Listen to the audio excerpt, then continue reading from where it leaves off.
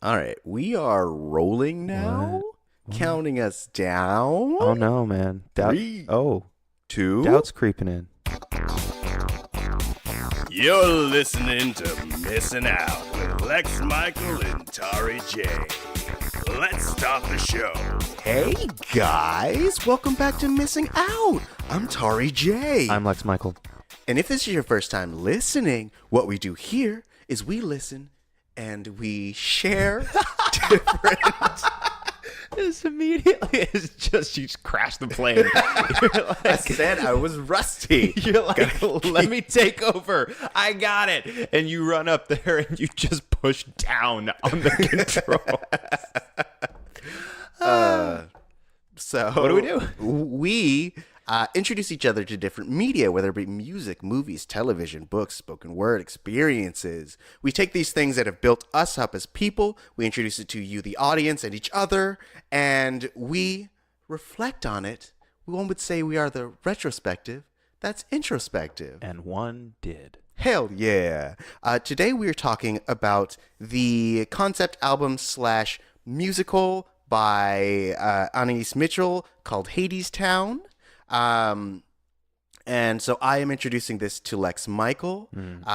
If you need a little bit of background, in 2010, Anaïs Mitchell made what would be described by her as a DIY, like, little music project that she would do in her basement. Well, I guess that was in 2007. In 2010, they made an actual album, and the album had a bunch of, like, really big stars in it. It had Ani DeFranco. It had Justin Vernon from Bon Bon Iver. Iver. Yeah. It had Greg Brown, the Hayden triplets, Ben Knox Miller, and Anaïs herself as Eurydice. So the story of the album was a retelling of the age-old tale of Orpheus and Eurydice, and Orpheus, also known as like Orpheus in the Underworld. And so then later, around 2016, Anaïs teamed up with a director for musicals, and they decided to turn the concept album into an actual stage musical.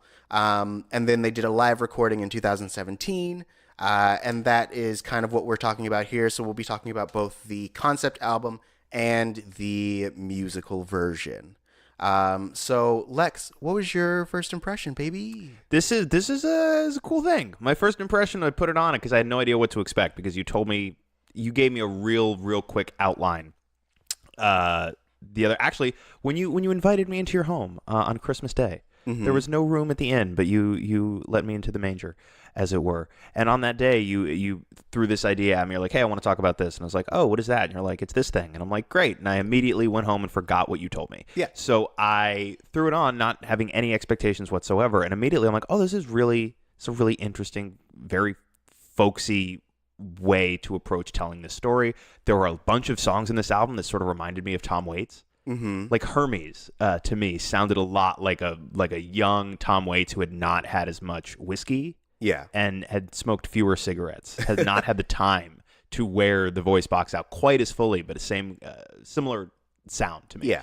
But a lot of different elements that I thought were really interesting together and created an experience that is unlike other musical stories that I've seen or heard presented. But also I thought it was really cool. Like, I didn't realize that it was about the myth of Orpheus and Eurydice. So hearing that story retold through this prism with this music, I thought was really, really interesting. Yeah. And I dug it. Right. And so, like, the original concept album was described as a folk opera. And I think it was originally inspired before the experiment in her basement. Anaïs wrote a... That sounds ominous. Yes, where lightning and Frankenstein's monsters came about. Also, that's a good name for a band, The Experiment in the Basement. Ooh. Tauri Jay and The Experiments in the Basement. Hell yeah. It'll be all bad. It's so good. It's all going to be so great. It's going to be like a folksy, electronic, hip-hop, polka. Oh, yeah. Country There's going to be band. some opera, too. Yeah. Yeah. Oh, there's got to be big operatic influence. Oh, yeah. And a lot of duck sounds for some reason. Like, because you know how it's gonna people be make quackers. What? It's gonna be quackers. What does that mean? It's like crackers, which is also like crazy, but it's a pun is? because we talked about. Yes. I've never heard this. Okay. I swear to you, I've never heard this. Go to Britain more. Oh, I believe you. Yeah. I have no reason to doubt. I swear to you, I've never heard this. That's crackers. Like bonkers? It's the same. It's interchangeable. Right. Crazy. I've never heard this. Or that person's crackers. Like crazy. I've never once. Never. Yeah. I like it. You should use I it. want to fold it into my vernacular now. As you should. You've enlightened me.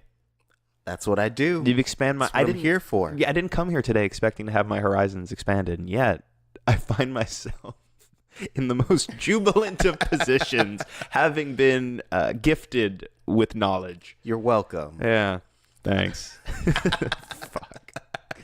What were we talking about? But yeah, we were talking about how before this, there was an album that Anaïs put out that had some of the songs from that became Hadestown. Specifically, Why We Build the Wall was a solo song with Anaïs just doing the call and repeat pieces, and then it became the larger call and repeat from Hadestown, and then it became, when it got to the musical, it became like a very big layered chant to rally up the troops of Hadestown itself. Yeah. So like it's really interesting, especially for me, seeing the evolution of how these songs have been performed. Just knowing, especially knowing that it's almost like a 10-year process of evolving from, I guess, over 10 years, evolving from just one person's like fun little DIY passion project to something that is going to be on Broadway in March, which is insane. Wait, this coming March? Yeah. Oh, interesting. Yeah. I didn't know that. Well, that's what I'm here for. I'm dropping knowledge, Sounds baby. like a good show. What do you know about? Do you know anything about the visual aesthetic of the show? Yes. So we're gonna get to that? Oh yeah. Okay. Let's talk about it now. Okay. All right, we're here. We got there so fast. Yep. That's how it works. It was like the one time where I'm like, are we there yet? And you're like, we are. Look at it. So the visual aesthetic is Depression era esque, with a little bit of down south New Orleans vibe to it, because they wanted to match the feel. Because when the original concept album was created, it was the visual idea was that Hades was a factory owner in Depression era, and that's why these people were so seduced into coming to work for him, and that there is no work anywhere else, and he's providing this like toiling work that everyone can do, but it's essentially a death sentence. Right. And so they kind of keep that, but they give it a more of a jazzy, peppy feel, especially when you are in the overworld. Yep, that's what I'm going to call it. Oh, okay. Above like it. ground, as opposed to, so when you get to the underworld, right, it gets more industrial because he's essentially made a metropolis, or as she calls it, a necropolis. Isn't the overworld just the world? Or is that being overly, from one perspective? Right, is that just being overly egocentric? Yeah. Right, like assuming the earth must be the center of all creation? Yeah. All right. Because like, I see the error of my ways. I retract my previous. Good, thank you. My previous question. It was foolish, and I apologize to anybody who I may have offended. Thank you. I'm from the underworld. You motherfucker.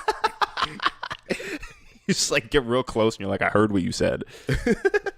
Uncomfortable. So, just talking about a little bit of the differences between the concept album and the musical version, like the live version. Yeah.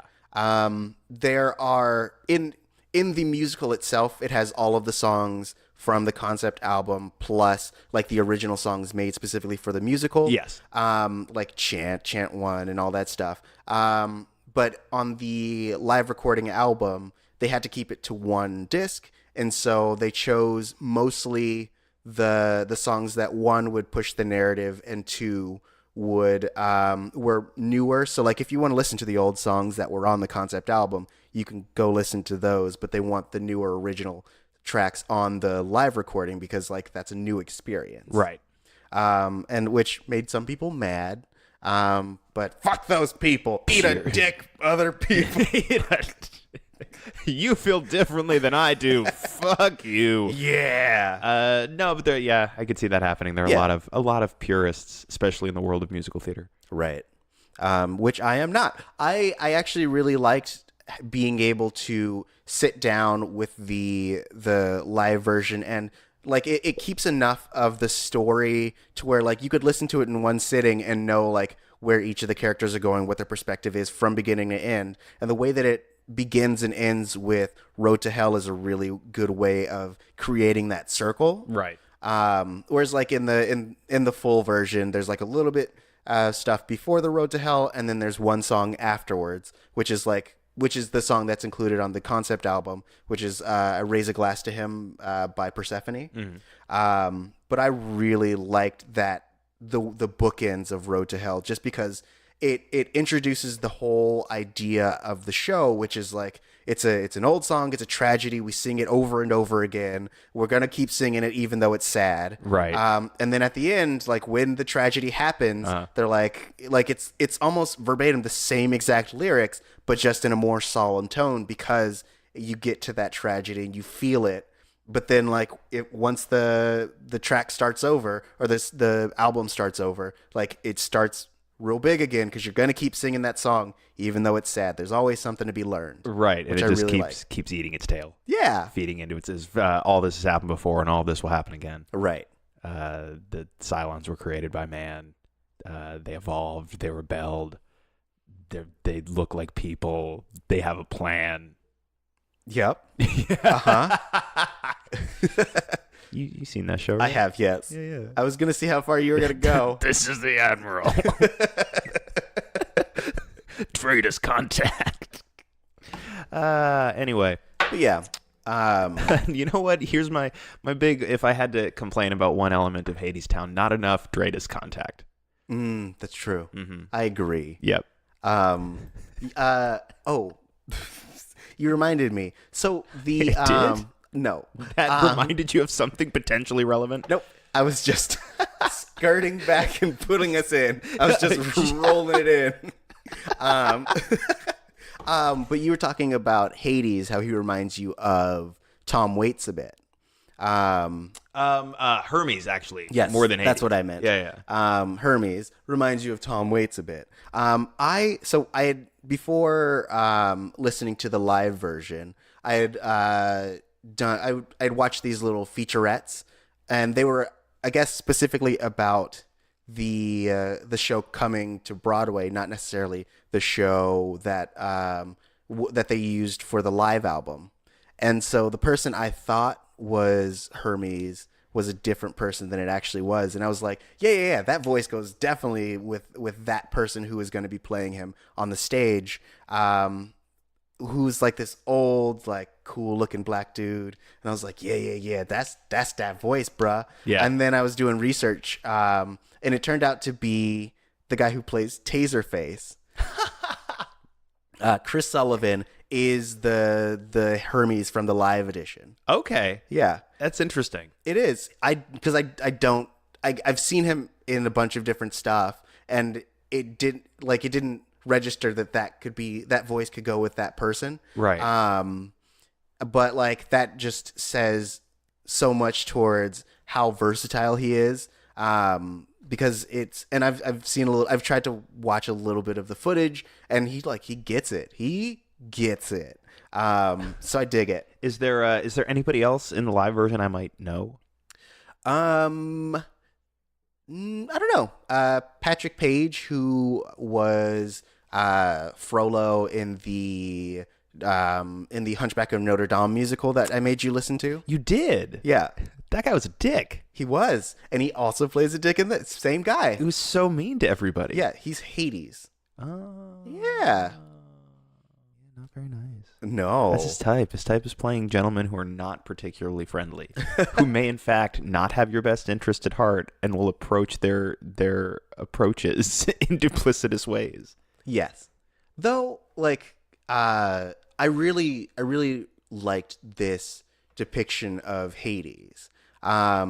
it's part of what really. So if the way I got into this album is because I one day was listening to I was listening to some musical on some platform. It may have been Pandora or Spotify, something, Okay. years ago. And you know how they'd be like, you know how you want to listen to that one album? We're going to give you other songs. And so one of the songs that they gave me, It's like Pippin again.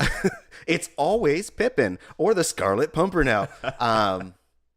But they gave me How Long from the original concept album. And I was like, this is dope. Like the way that, one, I was just so fascinated with Hades' voice. Greg Brown's like texture in his voice as Hades is really good. And then him and Ani DeFranco going back and forth in that song was so like engaging and interesting that like I just became obsessed with it. And then later I was like, you know what? I'm going to listen to this whole album. And then around 2016, I don't know if you know this, but our president is obsessed with building a wall. So I was a little bit flabbergasted when you told me that this song was written about a decade ago. Yeah. Because there's a song called Why We Built the Wall, which is specifically about Hades rallying people around like the work that he gives everyone is building this wall around Hades town. And the way that he gets people to do it is by this circular logic of we build it because it keeps us free, and it keeps us free because it keeps out the enemy, and the enemy is poverty, and they want what they have, but what they have is building the wall itself. And so it is also like a snake feeding its own tail in that like they're building the wall to keep people out, but like the people trying to get in are trying to build the wall. So it doesn't necessarily make any sense, but it's just enough to brainwash the people below him. And so I got also obsessed with the Why We Built the Wall because it was so weirdly specific to current political let's say the discourse. So that also kind of really like sucked me in. It's incredible for a song that was written about a decade ago. It is incredible how much it feels like very, very specifically written as a response to things that are happening now. Which too, like, it's unsettling to me how we keep recycling the same conversations and the same problems over and over and over again. Like as a culture, as a country, we're still dealing with the same problems, many of the same problems that we've been dealing with for decades and decades and decades and decades and decades, and so many people having the exact same conversations. Right. So I guess it stands to reason that this particular topic might also be one that carries over across years. It's very saddening. Yeah. I mean, and when Anaïs Mitchell talks about it, Anaïs? It doesn't matter. When she talks about it, she's also kind of saying the same thing, but the way that she describes it is that Hades himself is an archetype, like an archetype of fascism itself, and that concept has been the main like driver behind all of those repeating instances. You know, like we got the Berlin Wall, we got the like all these things of like people trying to maintain control through their power, through fear, through like all these different things. It will always exist in some way, shape, or form. So this like idea will always resonate in some way, even if it's not necessarily on a national level. It still could be on a personal level, because like the walls we build aren't necessarily the ones that are physical, but could be the mental walls, which are the ones that are keeping the people working. Right. Because like it also, like one of the themes in Hadestown is this idea that like these people building the wall are doing it because it keeps them like financially secure. Mm-hmm. That sweet economic insecurity. Right. The sweet's delicious. Ooh. I don't fill my glass with it, but I use it as like a little garnish on my drink. Ooh, good. It's like bitters. Yes. Yeah. It's just like bitters. It's just like that. But yeah, so they use it, but it's also this thing where they never stop working, and so they don't really they are getting these wages for building this wall, but they never have the opportunity to use it or even really enjoy it because they're always toiling away on this wall, which is like this Sisyphusian task which never ends. Like they even say like the war never ends, they never stop building the wall, and so it'll only keep growing as more people come through, which is also if you are a person working in like the like Most job sectors. industry. Yeah, Yeah. the job industry. In the yes. job industry. Most of them. Yeah, it might sound familiar to you. Yeah, especially in like American culture where we do work a lot and there's a lot of like expectations put on us to work. There's a lot of emphasis on working really hard just for the sake of working really hard. Right. So like I feel like it's only been in the last decade or so that like the idea of a work-life balance has been a real factor and something that people have been pushing for. And so and that's the trapping that people have fallen into over the last long times. I don't know why that happened. But this idea that like even if you work day and night, like 80 hours a day, like, and you make all this money, not any amount of money in the world can necessarily bring you the things that will fulfill you. Right. And that's like a big, huge theme in the play itself. Especially we get with the parallels of the relationship with Hades and Persephone and Orpheus and Eurydice. Yeah, so I guess on that note, we should probably talk about the actual story of the musical, of the album. Yes. In case people are not necessarily familiar with the myth that is the basis of this story. Yes, of course. So It's like I watched your fingernails get long as you pulled out a very old book and began to trim through it. So the original story, Eurydice, the son of Apollo, great at songs. He falls in love with, what did I say? You said Eurydice. I'm bad with names. Everyone right. knows it. That's all right. We'll cut this Orpheus. part out. No, we won't. It'll all stay. And your shame will remain a closely guarded secret. So yeah, Orpheus. Look, it was 50-50, and you made a guess, and I just weren't with you today. Nope.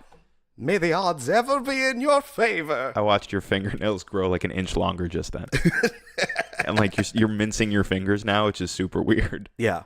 I mean, it's just cool. Long nails are tight. They're in. There's I'm like gonna you're paint holding these them later. You're holding them just far away from the mic that people can't hear the little clicky sound. Right, of course. Yeah, yeah. I have good mic technique. It's all about making sure to cut out all excess thing. They just need to hear the sound of my voice. But So Orpheus, son of Apollo, great musician. He essentially falls in love with Eurydice, and she, in the original myth, it varies how it happens, but she gets bitten by a snake. She dies, and then Orpheus decides to go to the underworld and retrieve her. He meets with Hades, and Hades is like, "Yo, son, you can take her, but you can't look back as she's following you out of the underworld." And then, like an idiot, he looks back and she gets pulled into the underworld forever. Poof. And then he's doomed to sing his sorrows for the rest of his life.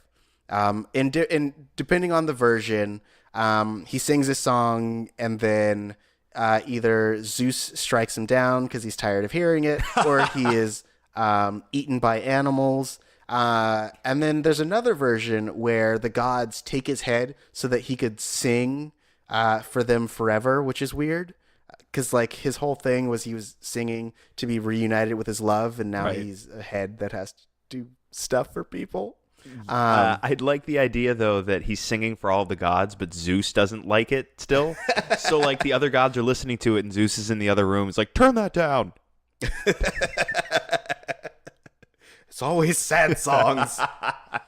But yeah, so that's the original version. In the Hadestown version, it modernizes it a bit, especially because if you are familiar with the story of Hades and Persephone, you know that he essentially kidnaps her and takes her to the underworld against her will and forces him to be her wife, or forces him to be and forces her to be his wife. Forced marriage. Yes. There we go. It was 50-50. Okay. You took a guess, and the odds just were not with you. Maybe no.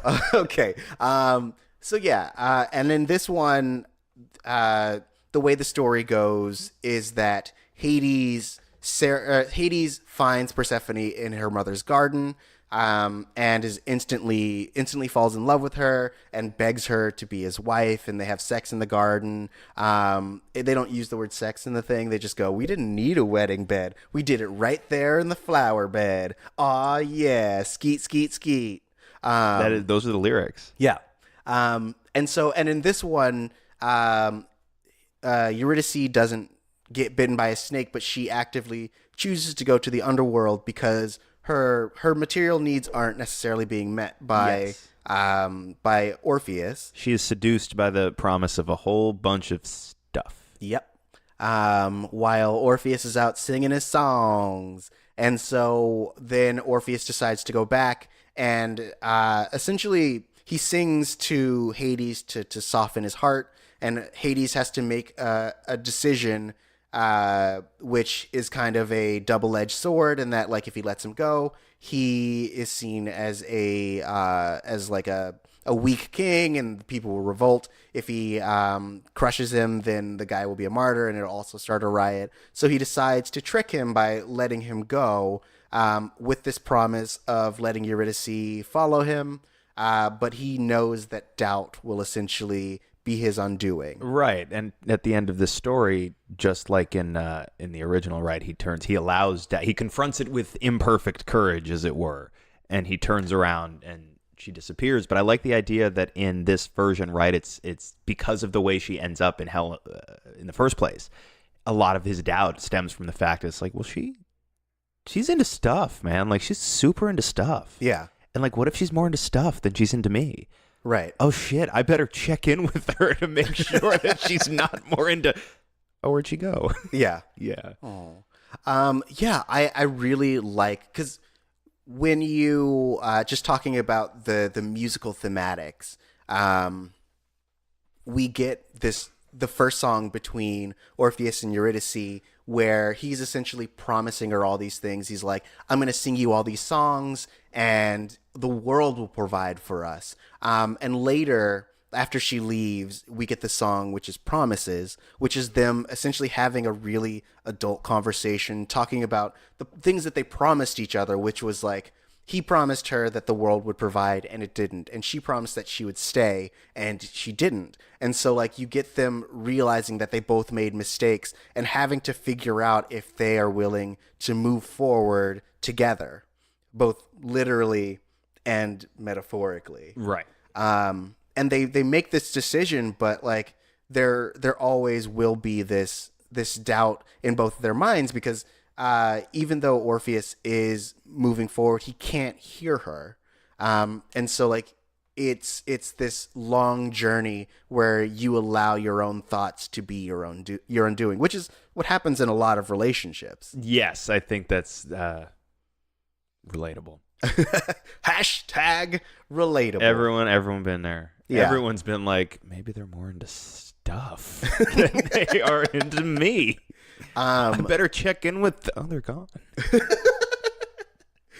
Aww. But I also like that the way that the story is told, it parallels... it uses that story to parallel Hades and Persephone's relationship, in which Persephone isn't into stuff, but Hades is all about giving her these things in order to try to keep her around. The arrangement that they have is that Persephone leaves every spring and summer and comes back for the fall and winter. And there's a really even though Hades is a tyrant, there's like a really weird kernel of humanity in him, and that, like, you get the song Chant, where she comes back to the underworld and she's like, why is it so hot? And he talks about how he made this foundry and essentially built up this town, and he made an electrical grid to make it bright. And it's you get the idea that he is essentially trying to make the underworld match what she finds so appealing about the outside world, but he doesn't necessarily know how to do it without just like throwing things at her. Right.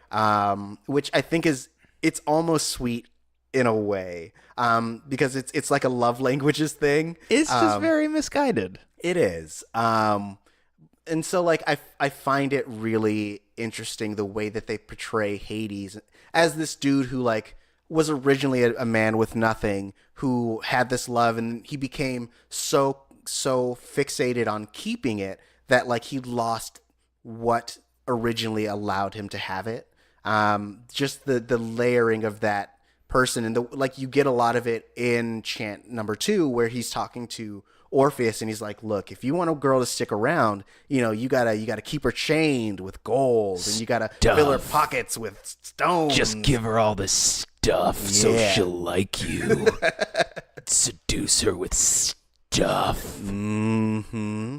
That's what you need, guys. That's what you need. Because like Orpheus doesn't end up with the girl at the end. That's true. It's because he doesn't have the stuff. It's because Hades has all the stuff. It's true. And nothing seduces like stuff.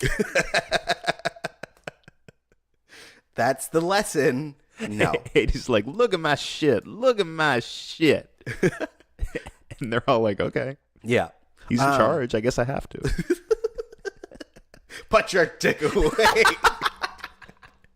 No. I'm the boss. Me. Speaking of musical parallels. Sure. I don't know if you can tell, but I like this. I like it. I know there's been a lot of so far in this episode. There's been a lot of me going, right. Like Yeah. I've said, right, a lot in this conversation. It's because you are clearly so into this, and I'm just really like I'm enraptured. I'm just like, sure, man, take me on this journey. You're going. You're driving the carriage, and I'm here. I'm along for the ride. I'm soaking it in. Yeah. I'm looking at the beautiful vistas. Mm-hmm. You're like, take all this stuff, and I'm like, is this seduction? It is. Ooh, about to get some more stuff. It's the meme where I'm the boy and the butterfly's coming, and the butterfly is labeled stuff, and I'm going, is this seduction? That's one of my favorite memes. I wonder, do people, you know how like memes now, I feel like memes have a shorter and shorter lifespan. Yeah. And I feel like I actually haven't seen that one in a minute now. Like a year from now, are people going to understand what I'm talking about at all? Of course they are. If anyone has the internet, they'll always know. Nah, man. Like I think it's gonna pass. I think it's gonna tear. We're gonna tears in the rain. That meme. No, memes are forever. Memes are the memes will live on after the bombs. Right. It's just gonna be cockroaches and memes. Yeah, the cockroaches are gonna like start painting memes on the walls, and the rats are gonna be like, yeah. That's the sound that rats make. If you're unfamiliar with rats. They all go cool, like favorite. So Hadestown. Yes. Musical parallels. The song Chant and Wedding Song. Wedding Song is one of the first songs on the album. It is where Orpheus is promising Eurydice, and Chant is the first song between Hades and Persephone, and they are musically the same in terms of their rhyme scheme. So like the way that essentially when Eurydice is like, lover, tell me if you can, who's gonna blah blah blah the wedding bed, and essentially Orpheus starts with lover, etc., and explains it to her, is the same way that Persephone starts and she says, in the coldest time of year, why is it so hot down here? And the same way that Hades starts with lover, blah, blah, blah, blah, blah, blah, blah. So it's another parallel that they're drawing, but it's musically. What? I'm still stuck on who's gonna blah, blah the wedding bed, which sounds like the name of like a 1950s French farce. Yeah. It played in a couple of theaters. Everyone was like, eh. Yeah, it was. They actually never answered the mediocre question. at best. I don't know. I got to the end of the story. I don't know who blah blah is the wedding bed. I feel like that's a problem. No, it's for you to interpret. I don't have to answer all the questions that you have. But you know how angry and frightened ambiguity makes people? I do, but I'm not making it for them. I'm making it for me. This is my eraser head. Look at all of my stuff. Oh, wait, where'd she go? Lex, It's I guess. empty theater. What did you like about it? About who's gonna blah blah the wedding bed? No, just like the whole thing. Because you know that play's not real. It is. I just made that up a second real. ago. Tell me more about who's gonna flop on the wedding bed. Like, all right, out of 5 stars, how many would you give it? The French farce? Yeah. I mean, I'm really into ambiguity and surrealism. So I would say like a solid 4. All right, I'll take that. Let's go 3 and 2/3. I would have taken the 4. We're gonna round that up to 4. Well, but no. Am I actually rating Hadestown or this artificial construct? You're actually. I want you to talk about Hadestown. I brought this because I'm like, I need to talk about this, and then I was like, fuck it, I have a platform, I'm gonna do it. And so, but now I guess I should give some room for other people to talk about things. I mean, Here no, you go. Just take it. This Take is all the the things. stuff I have to give you. I'm not Hades. This is what I have. Here's something that I liked about it that isn't necessarily based in the music. I'm a big fan of figuring out if art or a story has influenced other art or stories. I'm a big fan of trying to trace that back and figure out what the genesis point of it was. So I'm a fan of like so there's this painting, right? And it's an image. I actually looked something up. So there's a painting. It was painted in 1861 called Orpheus Leading Eurydice from the Underworld by Jean-Baptiste Camille Corot. You can check this. You look at that. It's exactly what it sounds like. It's Orpheus with his little instrument. His little fancy little lyre. Little lyre. Leading lute? Eurydice by the hand. No, isn't a lute something that isn't this? Yeah, I think it's a lyre. Yeah, that's what it looks like to me. Yeah. That feels right. Yeah, That feels correct. because he specifically. You can strum your lyre. I set the world on fire. Yeah. It's a lyre. So it's a lyre. So he's leading Eurydice out of the underworld through some trees by the hand, and his hand is outstretched behind him.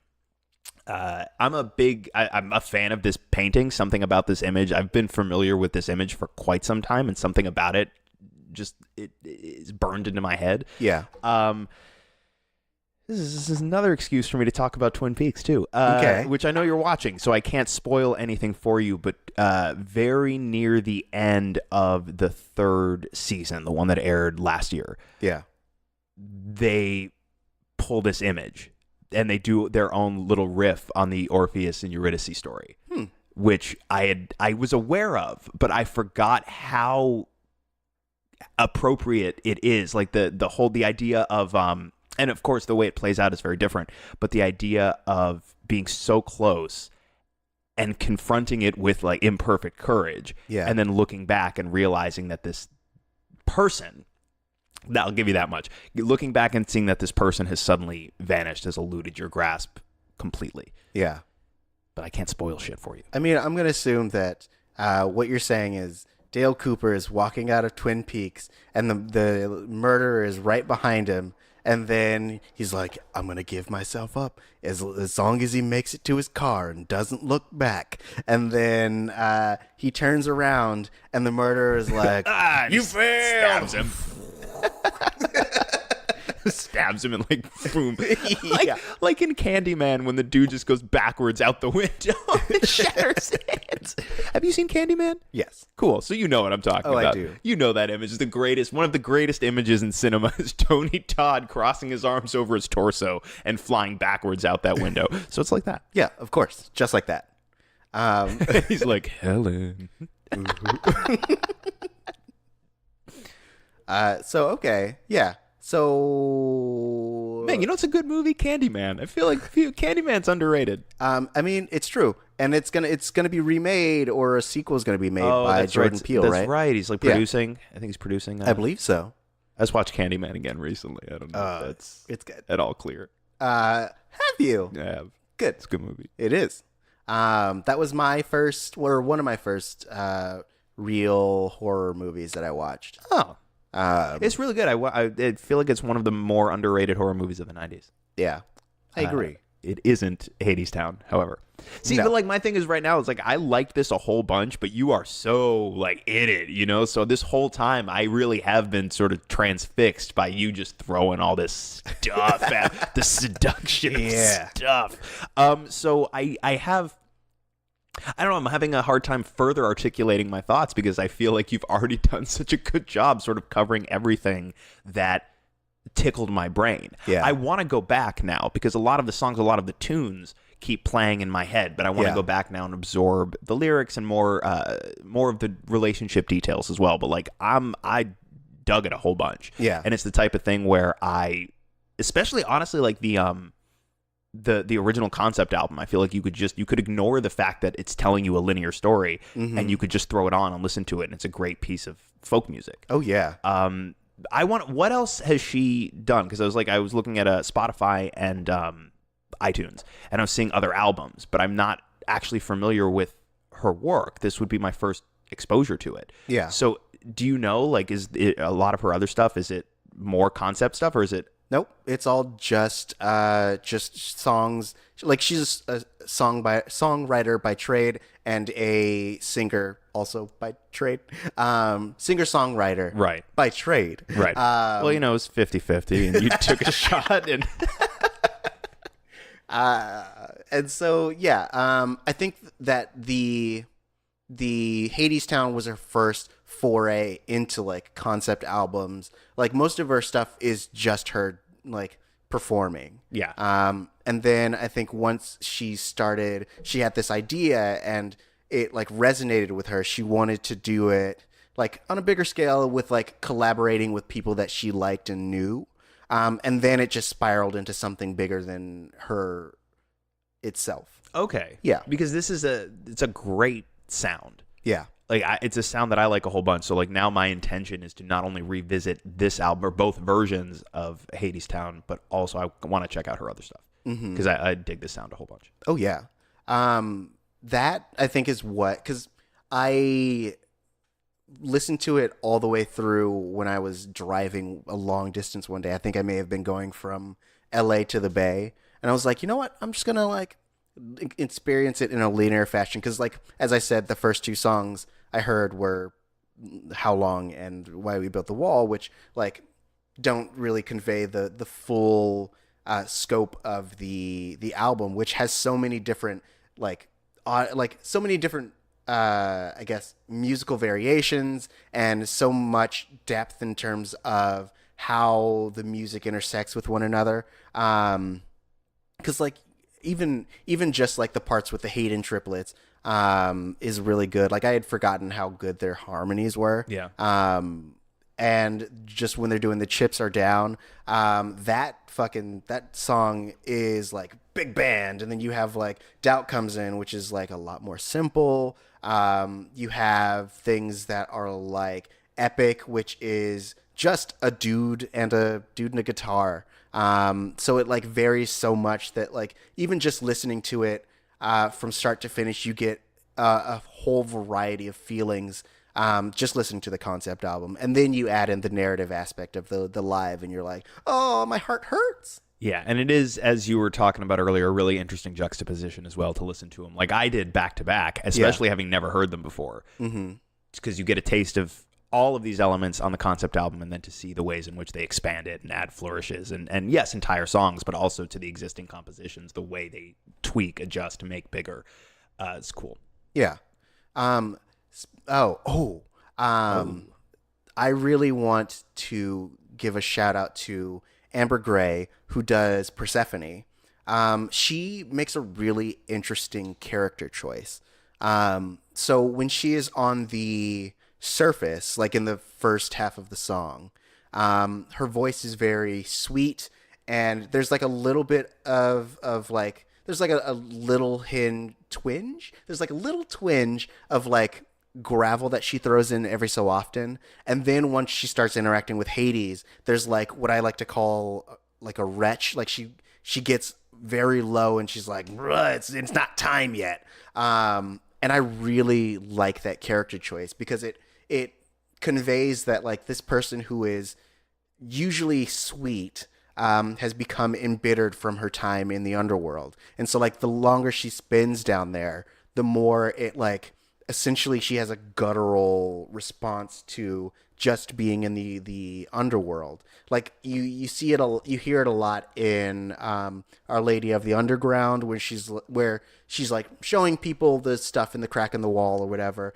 and then because she has her own speakeasy, and it's her essentially showing people what they're missing out on the surface world through this crack. And there's this moment where it starts really sweet, where she's like, "Look a little closer," and then it gets like the wretch again, where she's like, "Look a little closer." And I think it's a really interesting character choice because it shows how long that she's been dealing with going back and forth between here and the underworld and how sick of it she is.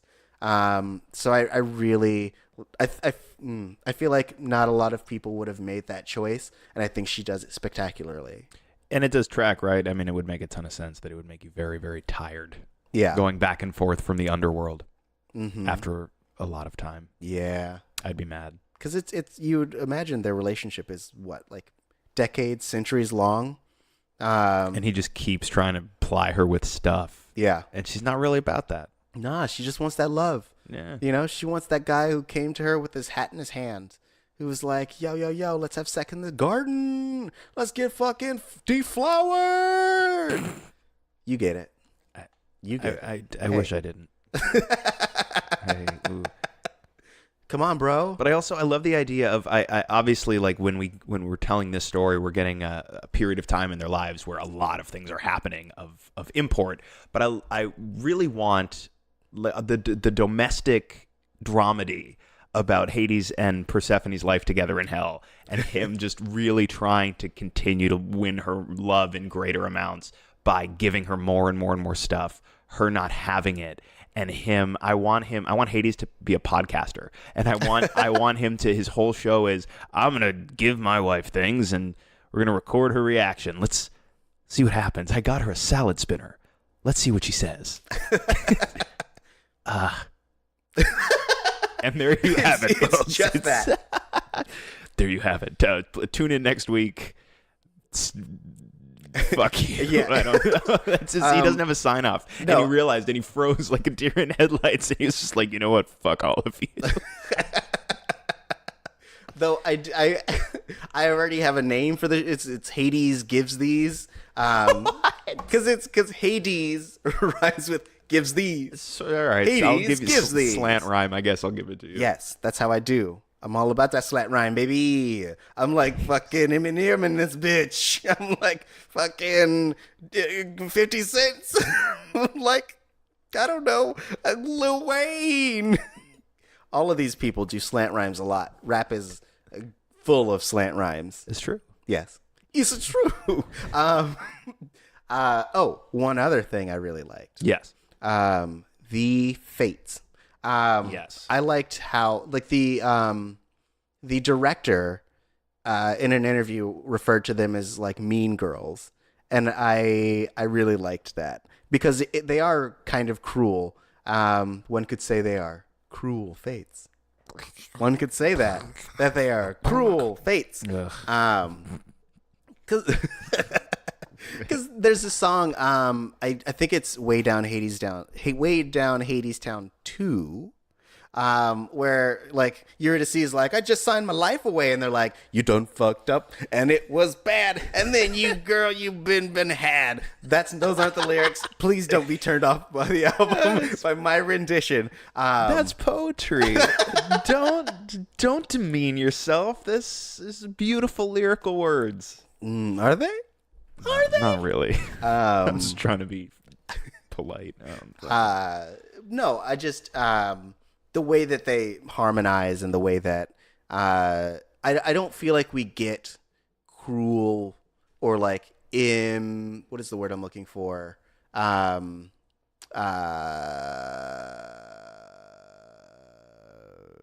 Impartial. Yeah, I don't feel like we get cruel or impartial fates very often.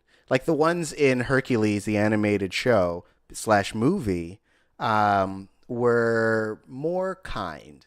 Were they? Kinda. They were like, hey, Hercules, do some cool stuff. And then Were he was they? like, totally. And then eventually they were like, I guess we'll cut his thing now. His thread, is that not what his happened? penis. Yes. And then I'm trying to think where else we get the fates. By the way, it's a fun bit of trivia was the original's the working title for Disney's Hercules, his thread, not his penis. And they finished the movie and they sent it to the studio head, and the title doesn't come up till the end of the movie, and they're just sort of like, this is really great. Like, we're going to make a ton of what the fuck? Who did this? Get him! And like the directors at the back of the theater is like, oh no! It's just runs. What have I done? My hubris has ended me. And we never saw that guy again. No, I don't sad. think he works anymore. Yeah, I think they cut his The thread, movie's really good though. not his penis. No, they didn't. Oh, man. Oh no! I have been undone.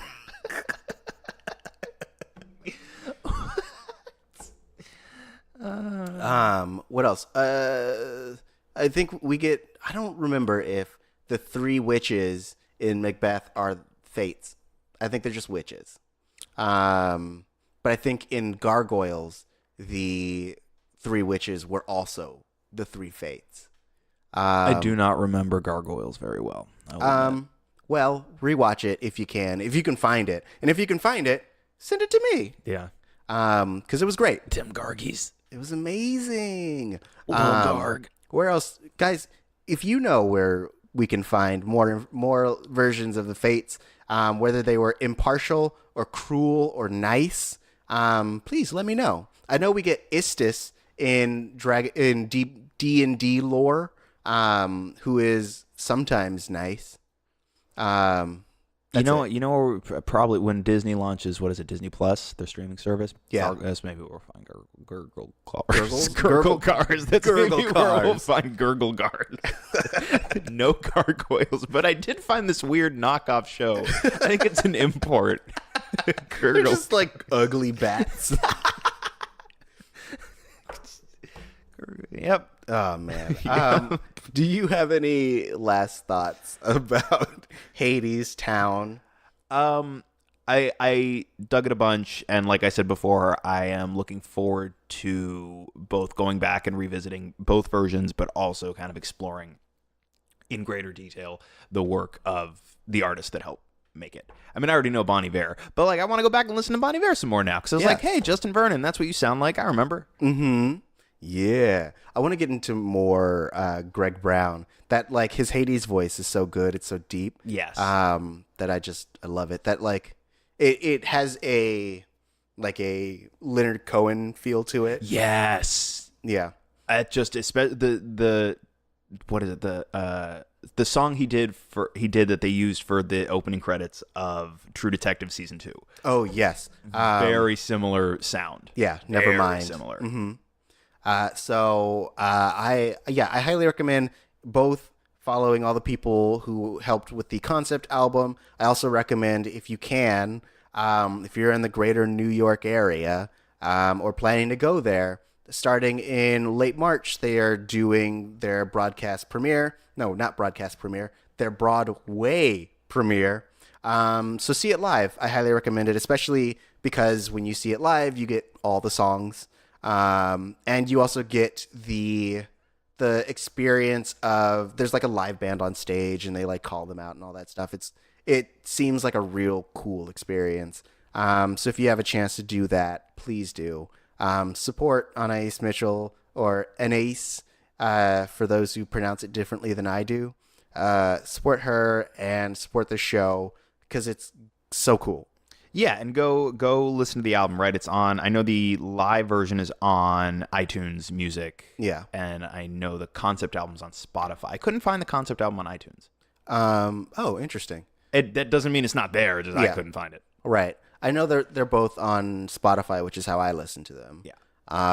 So maybe just do Spotify. I mean, you could also buy it on Amazon. You can also purchase it. I forget there's another platform that people can buy it as well. So it's all over the place, baby. You just go on the internet and find it and enjoy it. Tell us what you thought about it. You can do so at Missing Outcast, MissingOutcast. But if you're like, Lex, what did you think of Hermes? Then you can hit him up here. And I'd be like, why weren't you listening when we talked about this? This is one of those, if you just paid attention, I'm not giving you the answer. But if you want to talk about something else, talk about something else. Tweet. I'm just being very combative. Yeah, like, nobody's going to tweet me now. They're like, you're a dick. No, only hit him up about Hermes. Anything else. And it can also be the Disney version of Hermes. The blue guy. Or it can be about the Egyptian version of Hermes, which is Anubis. Or it can be something else. Isn't the post office logo kind of a Hermes thing? I think so. Yeah. So we talk about the post office. You could. But not the Postal Service, the band. I don't know how you feel about that. I don't either. Yeah. So if you want to tell me how you feel about the Postal Service, the band, or the institution, at the Lex Michael. Awesome. Twitter, Instagram. Ooh. You can hit me up. You can hit me up at Tauri Jay. TAURIJAY.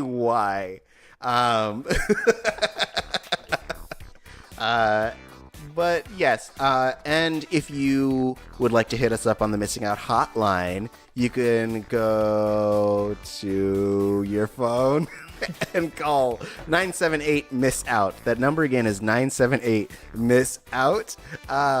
And guys, this you should be listening to this on New Year's or just after New Year's, depending on when you listen to your podcasts.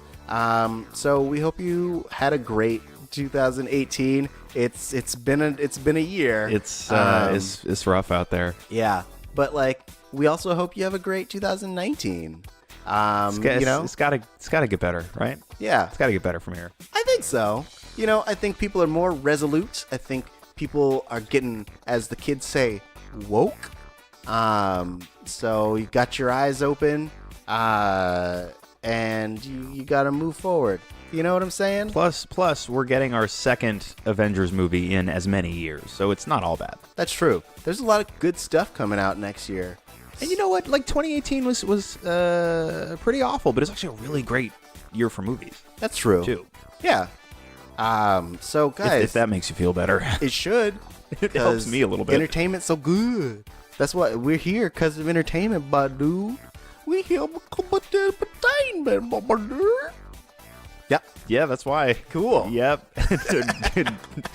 From the creators of Gurgle Cards. But yeah, we hope you guys have a wonderful, safe New Year's. And we will see you more in 2019. Bye. Did you know a turkey puppet once ran for the presidency of Ireland? Did you know that meat once rained from the skies of Kentucky? Did you know that there was an emperor of the United States for a while? Then listen to the Wiki Ship Down podcast. We live in an age when the sum total of humanity's knowledge can be found in your pocket on a smartphone at any given time. But when that knowledge is peer editable, like it is on Wikipedia, what does that say about mankind? So follow us down the digital rabbit hole as we drink, joke, and curse our way through the random button on Wikipedia and see where our journey through humanity's knowledge takes us. While you're at it, follow us on all social media at Wiki Ship Down. I'm Ruth Ann. I'm Ryan, and be sure to find us every Wednesday on iTunes, Stitcher, SoundCloud, or wherever you listen to podcasts.